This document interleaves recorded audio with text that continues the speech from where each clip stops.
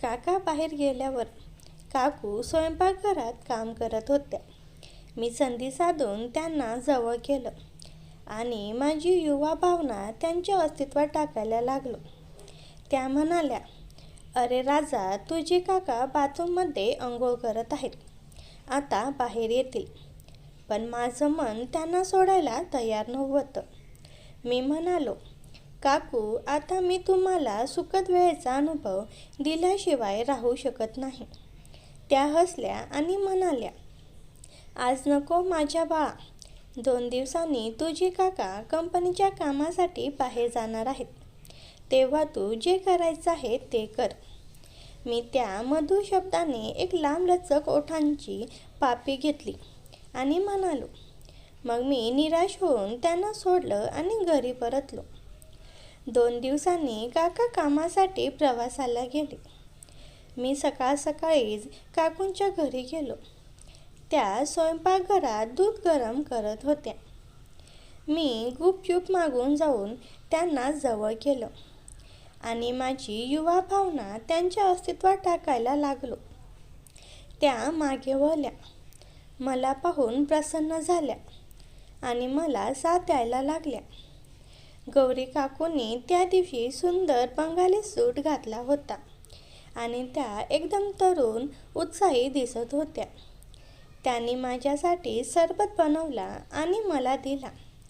मी त्यांचा हात पकडला आणि म्हणालो, "काकू, मी आज इथे केवळ सरबत प्यायला आलो नाहीये." त्या माझ्याजवळ बसल्या आणि म्हणाल्या, "इतकी काय घाई? अजून तर रात्रीचा वेळ बाकी आहे." मी म्हणालो, "रात्रीचा वेळ असला तरी एका वेळी पिऊन माझं मन भरणार नाही." त्या मला मोहक नजरेने बोलायला लागल्या, "कधी कुणाला केलंस का?" मी नाही म्हणालो. ती म्हणाली, "जा आणि बॉटल घेऊन ये. मी तुला आज काहीतरी दाखवते." मित्रांनो, कथा खूप सुंदर आहे. हेडफोन टाकून पूर्ण ऐका. तुम्हाला नक्की मजा येईल. मी दिनेश, पुण्याच्या एका मोठ्या कॉलेजमध्ये उच्च शिक्षण घेत होतो. त्या दिवसांची गुलाबी आठवण आजही माझ्या मनात ताजी आहे. आमच्या घराच्या जवळच एक नवीन कुटुंब राहायला आले होते. त्यांच्या कुटुंबात एक काका, एक काकू आणि त्यांचा सोन्यासारखा 5 वर्षाचा नातू होता. तो खरंच इतका मनमोहक आणि निरागस होता की बघणाऱ्याचं मन लगेच आनंदी करायचा. ती काकू म्हणजे गौरी काकू. वय 45च्या आसपासची असेल, पण दिसायला खूपच तरुण, सुंदर आणि मनमोहक होत्या आणि मी त्यांना काकूच म्हणायचो. त्या फारशा कोणाशी बोलायच्या नाहीत. त्या नेहमी घरातच असायच्या, क्वचितच बाहेर दिसायच्या. त्यामुळे आमचं त्यांच्याशी फारसं नातं जुळलं नव्हतं. पण सत्य सांगायचं तर गौरी काकूंना पाहिलं की माझं मन नकळत थपकायचं. त्यांची ती शांत, गंभीर वृत्ता आणि पारंपरिक बंगाली साडींची शैली मला खूपच आकर्षित करायची. एके दिवशी अचानक काका अशक्त झाले. त्यांना चालणंसुद्धा कठीण झालं होतं. तेव्हा गौरी काकू घाईघाईत आमच्या घरी आल्या आणि माझ्या आईला म्हणाल्या, "माझ्या पतीची तब्येत खूप खालावली आहे. त्यांना चालता येत नाहीये. तुमचा मुलगा जर त्यांना डॉक्टराकडे घेऊन गेला तर फार उपकार होतील." माझ्या आईने मला मोठी हाक मारली, "अरे दिनेश, जा आणि काकांना दवाखान्यात घेऊन जा." मी एकटाच माझी दुचाकी काढली आणि गाडी चालू केली. मध्ये सुभाष काका आणि काकाच्या मागून काकू बसली. काकूला व्यवस्थित बसता येत नव्हते, म्हणून काकू पण पुरुषासारखीच दोन्ही बाजूला पाय करूनच बसल्या होत्या. कसेबसे आम्ही काकांना रुग्णालयात नेलं. आवश्यक उपचारांनी औषधं घेतली आणि त्यांना परत घरी आणलं. त्या मदतीच्या दिवसापासून गौरी काकूचं आमच्या घरी येणं जाणं सुरू झालं. आम्हीही त्यांच्या घरी जाऊ लागलो. हळूहळू गौरी काकूंचं माझ्याशी बोलणं आणि वागणं बदललं. त्या मला पाहून हळू स्मित करायच्या. कधीकधी एका वेगळ्या दृष्टीने बघायच्या. आमचं संभाषण वाढू लागलं. मला जाणवू लागलं की काकूंना आमच्याशी बोलायला खरंच खूप आवडतं. एके दिवशी मी बाथरूममध्ये एकदम मनमोकळा होऊन साबण लावत होतो. त्याचवेळी गौरी काकू आमच्या घरी आल्या आणि आईला म्हणाल्या, आमच्याकडे आज पाणीच आलेलं नाही, तर मी अंघोळीसाठी तुमचं बाथरूम वापरू शकते का? आईला माहीतच नव्हतं की मी आत आहे. तिने लगेच होकार दिला. त्या दिवशी आमच्या बाथरूमची कडी ढिली झाली होती, म्हणून ती नीट लागली नव्हती. मी आत एकदम बिनधास्त मनमोकळा होऊन साबण लावत असतानाच गौरी काकूंनी दरवाजा उघडला. त्यांनी मला पाहिलं आणि पटकन दरवाजा बंद केला. मी तेव्हा माझ्या भावनेला साबण लावत होतो, त्यामुळे माझी भावना खूप दाटून आलेली होती. मी अंघोळ संपवून बाहेर आलो तेव्हा त्या मला पाहून हसल्या. मीही थोडं संकोचून हसलो आणि तिथून निघून गेलो. त्या घटनेनंतर माझं गौरी काकूच्या घरी जास्त वेळ जाणं वाढलं. एके दिवशी काकू परत आमच्या घरी आल्या आणि आईला म्हणाल्या, माझा नवरा 2 दिवसासाठी मित्रांबरोबर टूरला गेला आहे आणि घरी मी एकटीच आहे आणि मला एकटीला झोपायला खूप भीती वाटते. आजच्या रात्री आज तू माझ्याकडे झोपायला चल ना.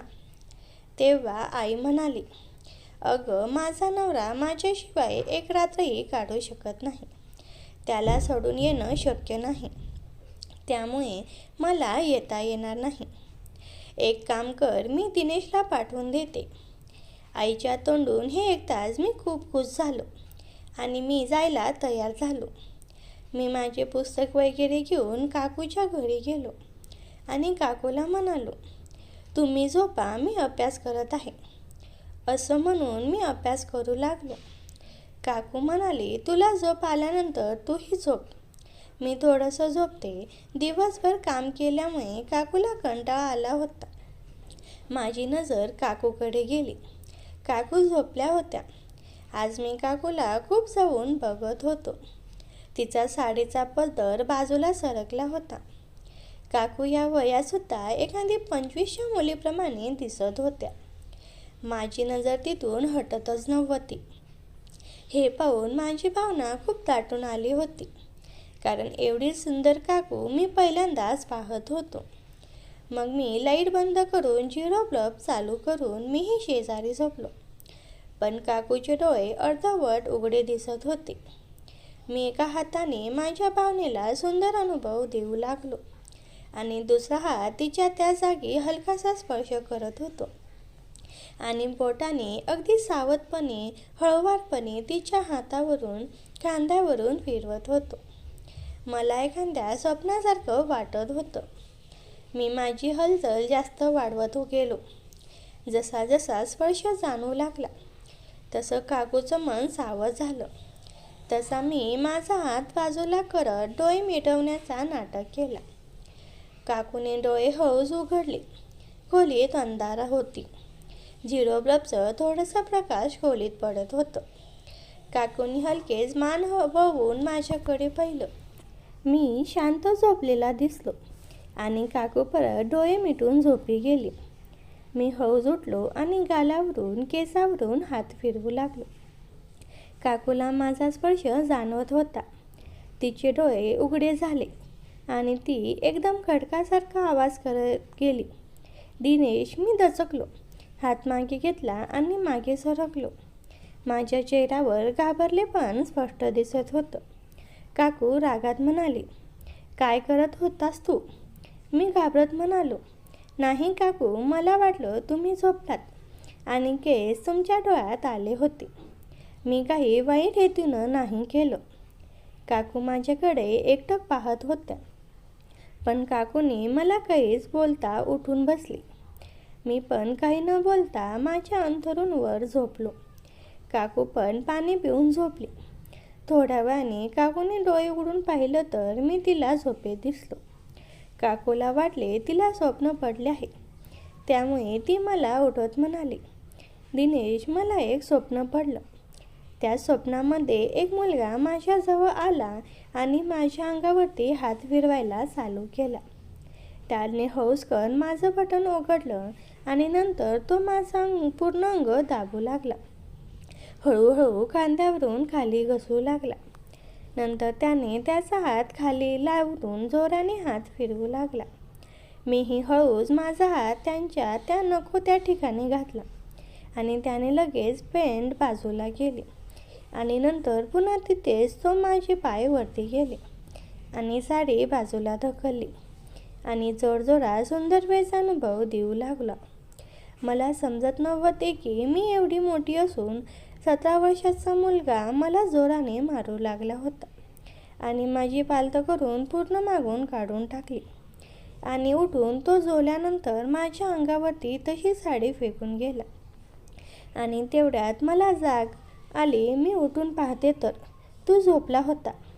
मला वाटले माझ्यासोबत स्वप्न पडलं आहे, परंतु या वेळेला माझं अंग दुखत होतं. पण काकू पुन्हा अंगावरती विस्कटलेली साडी नीट घेतली आणि झोपी गेली. सकाळी उठताना तिला खूप त्रास झाला. काकू लवकर उठून बाथरूममध्ये गेले. पाहते तर तिचं पूर्ण अंग हे लाल झालं होतं. तिला काही समजत नव्हते. तिला काहीतरी शंका येऊ लागली. नंतर ती माझ्याजवळ आली आणि म्हणाली, दिनेश, रात्री कोण आलं होतं का? मी घाबरत नाही म्हणालो. काकू म्हणाली, अरे मग तू रात्रभर काय केलंस? असं विचारल्यानंतर मी म्हणालो, काही नाही, मी थोडा वेळ अभ्यास केला आणि नंतर झोपलो. त्यानंतर मला माहिती नाही काय झालं ते. काकू म्हणाल्या, ठीक आहे. मग मी एकही शब्द न बोलता तिथून निघून गेलो. मला काय करावे हेच कळेना. मग काही दिवस मी काकूंना भेटलोच नाही. पण एक दिवस मी कॉलेजमधून घरी येत असताना समोरून काकू आल्या. काकू या मार्केटमधून आल्या होत्या. काकू माझ्याकडे पाहत म्हणाल्या, अरे दिनेश, तू तर खूप त्या रात्रीपासून मला भेटलाच नाही. मी त्या शांत उभा होतो. काकू म्हणाल्या, दिनेश, घरी चालला आहेस ना? मला पण घरी सोड. मग काकू माझ्या बाईकवर बसल्या. अधूनमधून काकू मला त्या भागाने स्पर्श करू लागल्या. हे स्पर्श जाणवताच माझी भावना दाटून आली. मित्रांनो, मला जे जाणवत होतं ते मी तुम्हाला शब्दातही सांगू शकत नाही. माझ्या शरीरावर काटे यायला लागले. शेवटी आम्ही पोचलो. काकू म्हणाल्या, दिनेश, उद्या घरी ये. तुझे काका तुझी आठवण काढत होते. मी हो म्हणत घरी गेलो. माझा घाबरटपणा आता दूर झाला होता. मी काकूंच्या घरी यायला लागलो होतो. काकू स्वयंपाकघरात असल्या तरी मी काही ना काही निमित्त काढून तिथे जायचो. कधी कधी जाणून बुजून त्यांच्याजवळ जायचो आणि माझी युवा भावना त्यांच्या सॉफ्ट अस्तित्वाला हलके स्पर्श करायचो. काकूंना माझ्या मनात काय चाललं हे कळत होतं, पण त्या काहीच बोलायच्या नाहीत. मला वाटायचं की त्यांना माझ्याकडून सुखद क्षणाचा अनुभव घ्यायचा आहे, पण त्या बोलत नसल्याने मी स्वतः सुरुवात करायला घाबरायचो. जर काकूंना वाईट वाटलं आणि त्यांनी कोणाला सांगितलं तर सगळं काही संपुष्टात आलं असतं.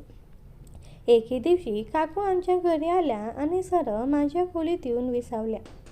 मी त्यांच्या मागे पलंगावर बसलो आणि माझ्या पायाने त्यांच्या अस्तित्वाला हलके स्पर्श करायला लागलो. त्या मागे वळल्या आणि मला पाहून हसल्या. त्यांचं स्मितहास्य पाहून मला हिरवा कंदील मिळाल्यासारखं वाटलं. मी थोडी हिंमत केली आणि माझा पाय त्यांच्या शरीराच्या खाली सरकवला. तेवढ्यात माझी आई तिथे आली आणि आम्ही पटकन दूर झालो.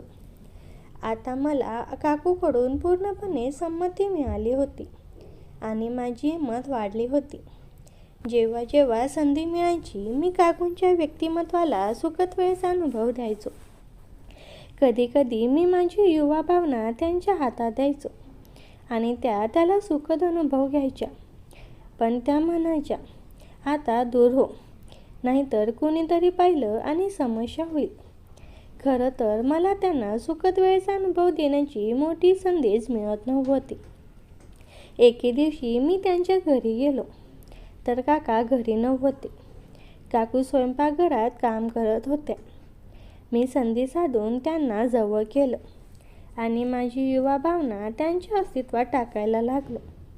त्या म्हणाल्या, अरे राजा, तुझे काका बाथरूममध्ये अंघोळ करत आहेत, आता बाहेर येतील. पण माझं मन त्यांना सोडायला तयार नव्हतं. मी म्हणालो, काकू, आता मी तुम्हाला सुखद वेळेचा अनुभव दिल्याशिवाय राहू शकत नाही. त्या हसल्या आणि म्हणाल्या, आज नको माझ्या बा.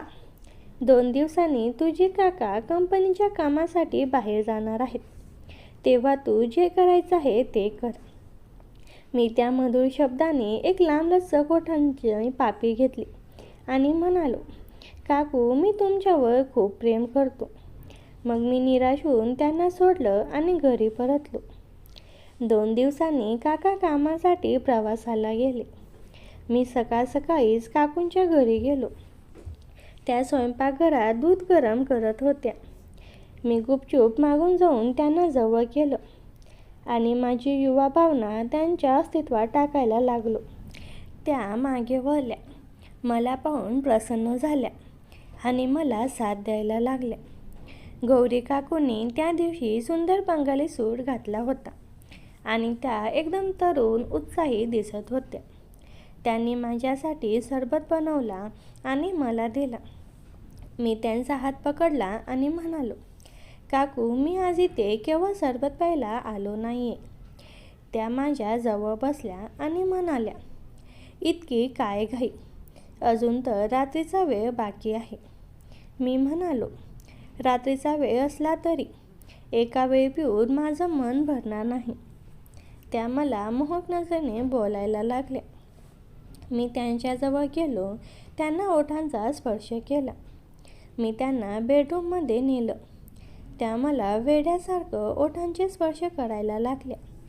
मी त्यांची भावना मनमोकळी केली आणि मीही मनमोकळा झालो. मी त्यांच्या काळसर भावनेला मुखाने सुंदर वेळेचा अनुभव द्यायला लागलो. त्या 7व्या स्वर्गात पोहोचल्या. त्या अनोखे आवाज काढायला लागल्या. त्यांनी माझी युवा भावना त्यांच्या जीवनाच्या जवळ नेली आणि आत टाकायला सांगितलं. मी लगेच तीच भावना जीवनात टाकली आणि सुखद वेळेचा अनुभव द्यायला लागलो. त्यांना खूप आनंद यायला लागला. काही वेळाने त्या म्हणाल्या, दिनेश, मी जीवनातून रंग सोडणार आहे. मी पण सुखद वेळेचा अनुभव देत राहिलो आणि तिच्या जीवनात आनंदाच्या 5-6 पिचकाऱ्या सोडल्या. त्या म्हणाल्या, वाह दिनेश, तू माझा एकटेपणा दूर केलास. त्या उठल्या आणि त्यांचा फोन वाजला. त्या म्हणाल्या, दिनेश, तुझ्या सुखद वेळेचा अनुभव देण्याच्या शैलीने मी खूप आनंदी आहे. मला असा सुखद वेळेचा अनुभव सुखद देत राहा. मग मित्रांनो, त्या दिवसापासून गौरी काकू आमच्या अगदी जवळच्या व्यक्ती झाल्या. त्या रात्रीनंतर आमचं नातं एका नव्या आणि खास टप्प्यावर पोहोचलं होतं. आमच्या भेटीगाठी, गप्पा आणि त्यांच्या गोड हास्याने माझं जीवन रंगांनी उजळून गेलं होतं. पण मला काय माहीत होतं की हा रंगीत प्रवास लवकरच एका रहस्यमय वळणावर येणार आहे. 5 दिवसांनी सुभाष काका पुन्हा कंपनीच्या कामासाठी बाहेर गेले. मी सकाळीच काकूंच्या घरी गेलो. दरवाजा उघडताच गौरी काकू गुलाबी रंगाच्या पारंपरिक बंगाली वेशात दिसल्या. त्यांच्या त्या मनमोहक हास्याने पुन्हा माझं मन हरवलं. दिनेश, आज तू इतक्या लवकर आलास? काय घाई होती? मी हसत म्हणालो, काकू, तुमच्याकडे येण्याची घाई कधी कमी होणार आहे का? काकूंनी माझ्यासाठी विशेष बंगाली लस्सी बनवली. मी लस्सी पिता पिता त्यांच्याजवळ गेलो आणि त्यांच्या व्यक्तिमत्वाचा सुखद अनुभव घेऊ लागलो. त्या हसल्या आणि म्हणाल्या, अरे वेड्या, थांब जरा. माझा नातू पियुष अजून झोपला नाही. मी थोडा निराश झालो, पण त्यांच्या डोळ्यामधली ती चमक पाहून मला समजलं की आजची रात्र काही खास असणार आहे. संध्याकाळी त्यांनी त्यांच्या नातवाला शेजारच्या कुटुंबाकडे झोपायला पाठवलं. आता घरात फक्त मी आणि काकू होतो. आम्ही दोघेही बैठकीच्या खोलीत बसलो. काकूंनी माझ्यासाठी गाणं लावलं, एक जुना बंगाली चित्रपट गीत.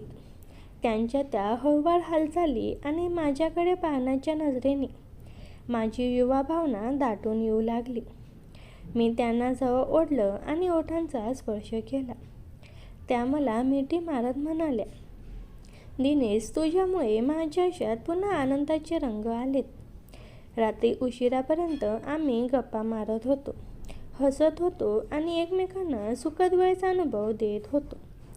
काकूंनी मला त्यांच्या शयनगृहात नेलं आणि तिथे आमचा तो सुखद वेळेचा अनुभव पुन्हा एकदा अविस्मरणीय झाला. त्या रात्री आम्ही इतके जवळ आलो की मला वाटलं आता यापेक्षा जास्त काय हवं आयुष्यात. पण त्या रात्री काहीतरी विचित्र घडलं, ज्याने माझ्या मनात प्रश्नाचं वादळ उठलं.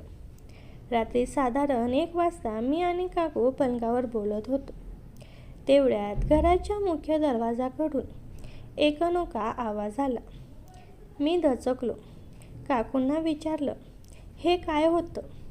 काकूचा चेहरा पांढरा फटक झाला. त्या घाबरलेल्या आवाजात म्हणाल्या, दिनेश, शांत राहा. गेल्या काही रात्रीपासून असेच आवाज येत आहे. कुणीतरी घरात येण्याचा प्रयत्न करते असं मला वाटते. मी धीर देत म्हणालो, काकू घाबरू नका, मी आहे ना. मनात भीती होतीच, पण मी हिंमत करून मुख्य दरवाजाकडे गेलो. तो हळूच उघडला. बाहेर कोणीच नव्हतं, पण जमिनीवर काहीतरी पडलेलं होतं.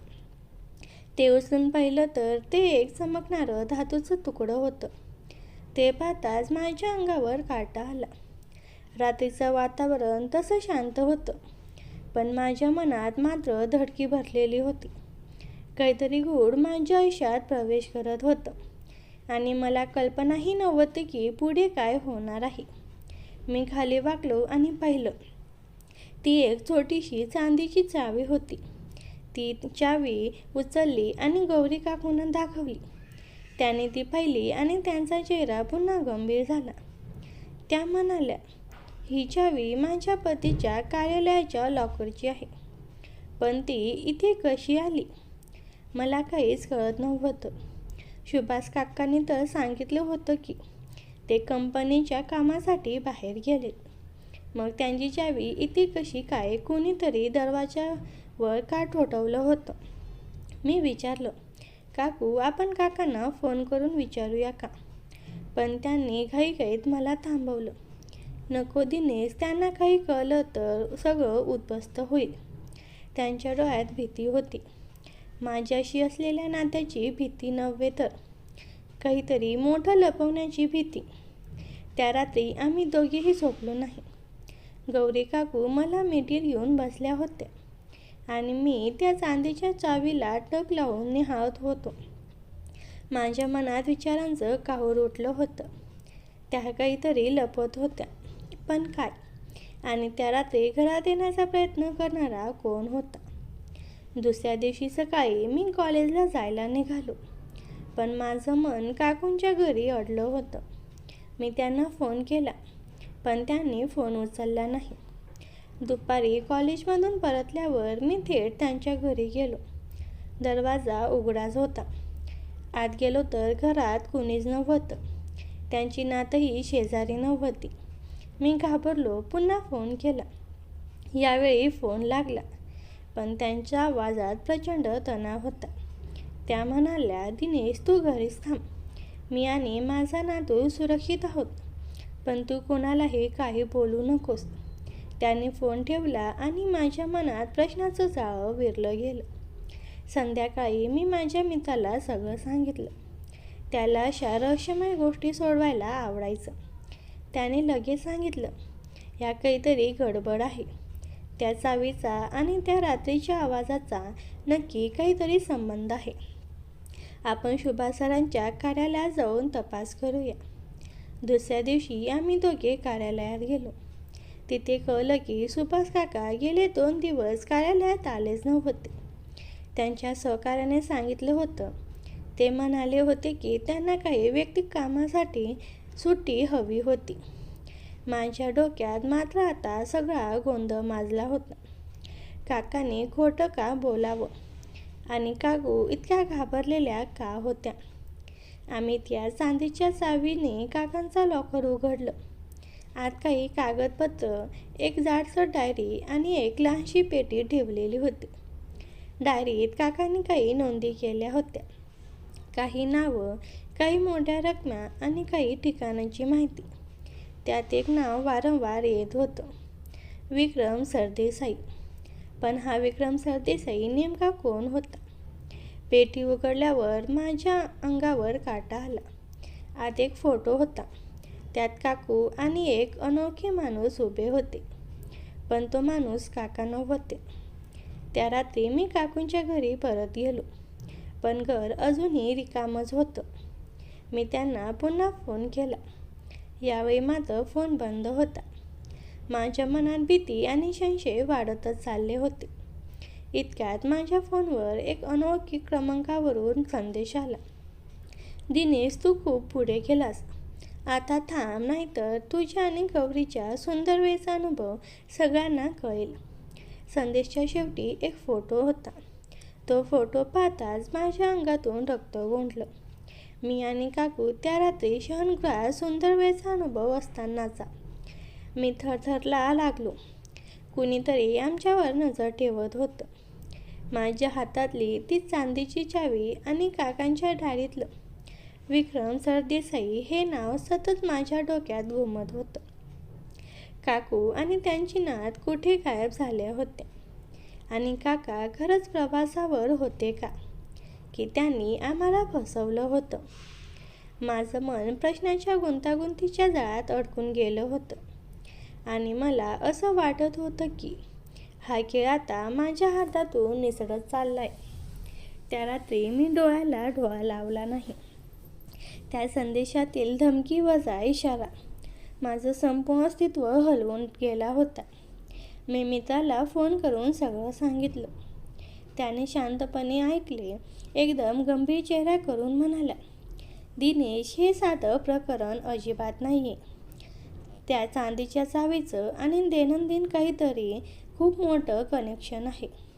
आणि हा विक्रम सरदेसाईचं नाव सगळीकडे का फिरतंय हे शोधल्याशिवाय आपण मागे हटू शकत नाही.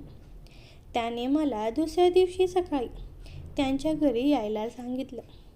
माझ्याकडे काही विशेष उपकरण आणि संपर्क आहेत, ज्यांनी आपल्याला काकांच्या कार्यालयातल्या त्या कागदपत्रांचा अर्थ लावायला मदत होईल. तो म्हणाला.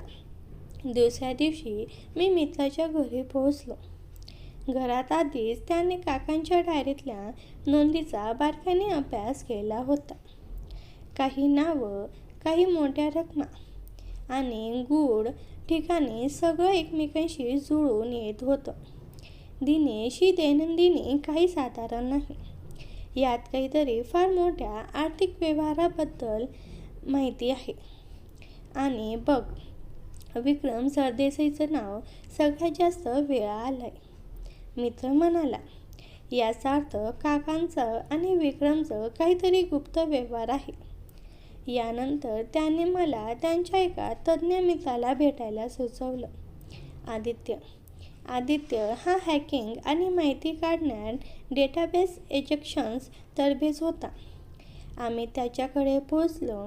आदित्यने काकांच्या कार्यालयाच्या सिस्टीममधून काही फाईल्स काढल्या आणि त्या उघडल्या. आणि तिथे धक्कादायक सत्य समोर आलं.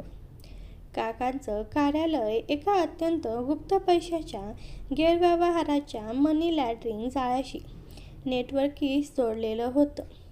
विक्रम सरदेसाई हा त्या नेटवर्कचा मुख्य सूत्रधार होता. आणि सगळ्यात भयानक म्हणजे काकाचं नाव त्या व्यवहारामध्ये एक अत्यंत महत्त्वाचं म्हणून लिहिलेलं होतं. पण प्रश्न अजूनही तसाच राहिला. यात काकूचा काय संबंध? त्या अचानक गायब का झाल्या? आम्ही ठरवलं की काहीही झालं तरी काकूच्या घरातून काहीतरी पुरावे मिळवले पाहिजेत. त्या रात्री आम्ही काकूंच्या घरी गेलो. घर पूर्ण अंधारात बुडालेलं होतं.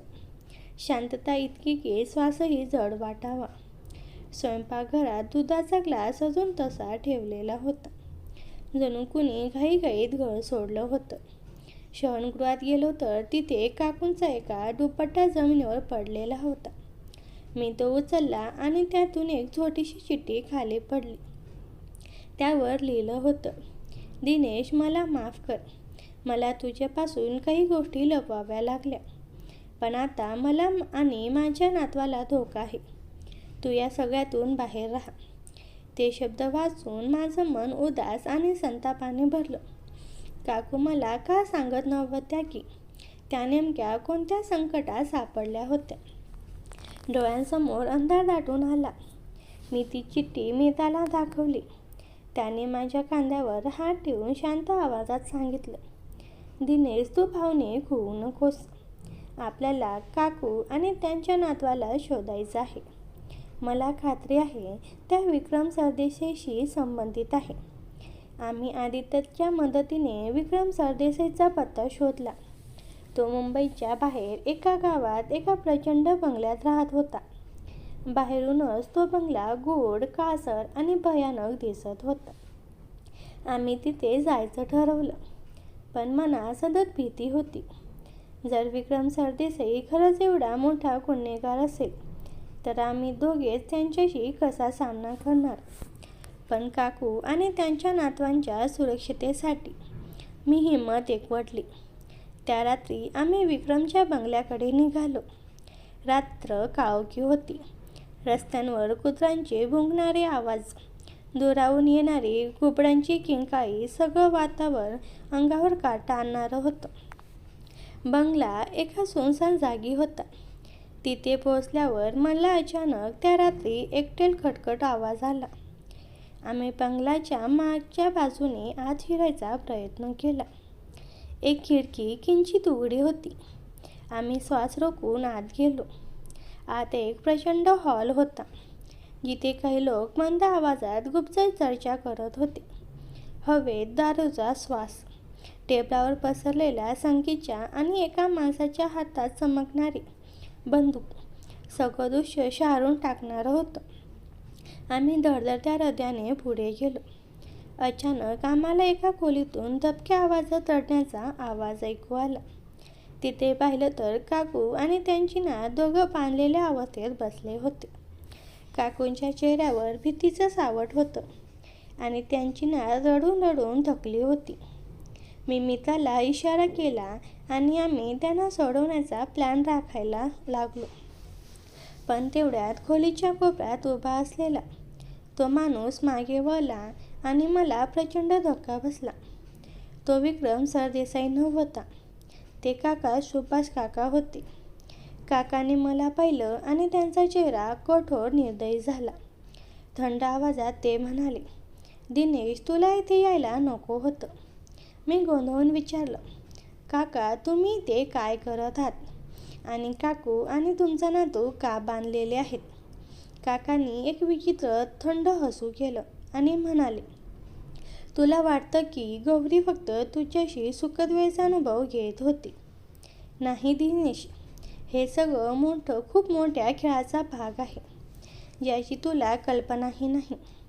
ती माझ्या योजनेचा भाग आहे. दिनेश, तू फक्त एक प्यादा होतास. माझं डोकं फिरलं होतं. काकाने थंड आवाजात सांगितलं की गौरीला यांनी पैशांच्या व्यवहाराच्या रॉकेटमध्ये अडकवण्याचा वापरलं होतं. त्या चांदीच्या चावीने एक गुप्त लॉकर उघडायचं होतं, जिथे कोट्यावधीच्या आर्थिक व्यवहारांचे पुरावे आणि पैशांचे दस्तऐवज लपलेले होते. गौरीला खरं तर काहीच माहीत नव्हतं, पण ती विक्रम सरदेसाईला ओळखत होती, कारण तो तिचा जुना मित्रच नव्हे तर तिच्या भूतकाळशी जोडलेलं एक काळ गुपित होतं. काकांनी तिला धमकावत तिच्या कमकुवत जागेवर हात ठेवून जबरदस्तीने त्या रॉकेटमध्ये सामील केलं होतं. ते बोलत असतानाच काकांनी बंदूक माझ्यावर रोखली. त्यांच्या डोळ्यातील कठोरपणा पाहून मला जाणवलं की आता मी आणि माझा मित्र यातून जिवंत बाहेर पडणं अवघड आहे. ते म्हणाले, दिनेश, आता तू माझा सगळ्यात मोठा अडथळा आहेस आणि अडथळा कायमचा हटवावा लागतो.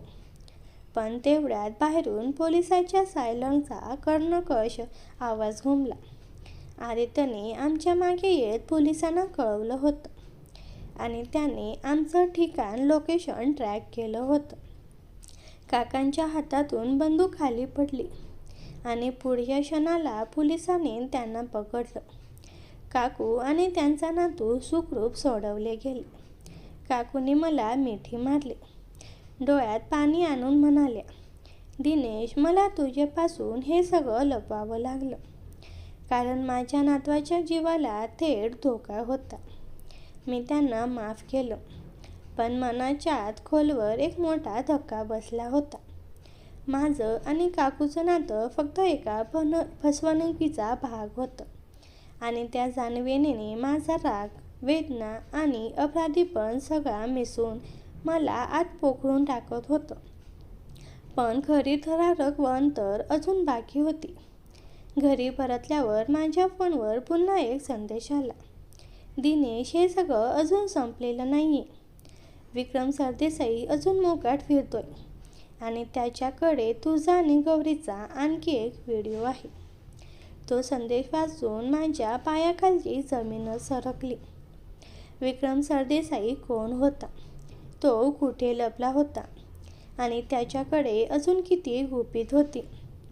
हे सगळं जाणून घ्यायचं असेल तर कमेंटमध्ये भाग 2 अशी लिहा.